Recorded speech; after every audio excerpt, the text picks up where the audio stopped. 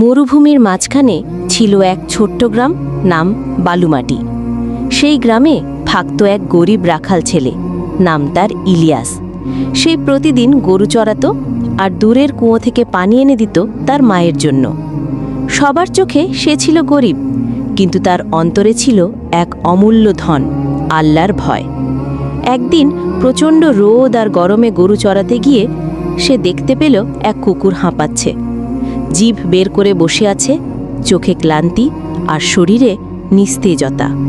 চারপাশে পানি নেই, কুকুরটা যেন আর এক কদম গেলেই পড়ে যাবে। ইলিয়াস থেমে গেল। তার মনে পড়ে গেল এক হাদিস। এক ব্যক্তি পথ চলতে চলতে পিপাসায় কুয়োতে নেমে পানি পান করল। বের হয়ে দেখে এক কুকুর হাঁপাচ্ছে। সে ভাবল, এটাও তো আমার মতোই তৃষ্ণার্ত। সে আবার কুয়োতে নেমে জুতো দিয়ে পানি তুলে কুকুরকে খাওয়ায়। আল্লাহ তাকে ক্ষমা করে দেন। সহি বুখারি। ইলিয়াস ভাবল, আমি যদি কুকুরটাকে পানিটুকু দিই তাহলে হয়তো আল্লাহ আমাকে ক্ষমা করবেন।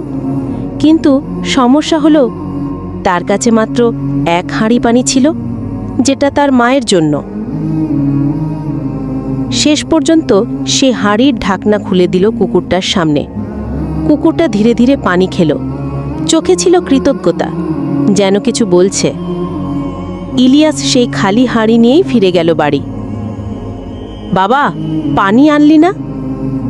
একটা কুকুরকে খাওয়াইলাম মা, খুব তৃষ্ণার্ত ছিল। আল্লাহর রাস্তায় দিলে কখনো ক্ষতি হয় না, দেখিস বরকত আসবে। 3 দিন পর হঠাৎ সেই গ্রামে আসে এক কাফেলা। তারা ছিল মরুভূমি পাড়ি দেওয়া ধনী ব্যবসায়ী। তারা তৃষ্ণায় কাতর।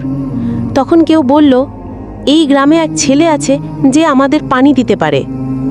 হ্যাঁ, সেই ছিল ইলিয়াস।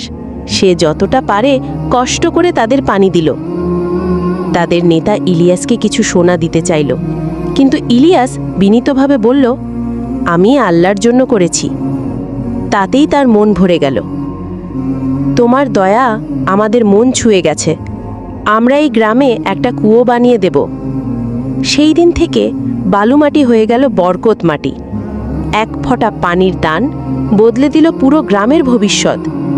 ইলিয়াস বড় হয়ে এক আলেম হলেন। মসজিদ বানালেন কুয়োর পাশে। সবার কাছে বলতেন, ছোট দয়া আল্লাহর কাছে বড় প্রতিদান আনে। তিনি দয়া করতে ভালোবাসেন। তাই আমরা যেন কখনো দয়ালু হতে ভুল না করি।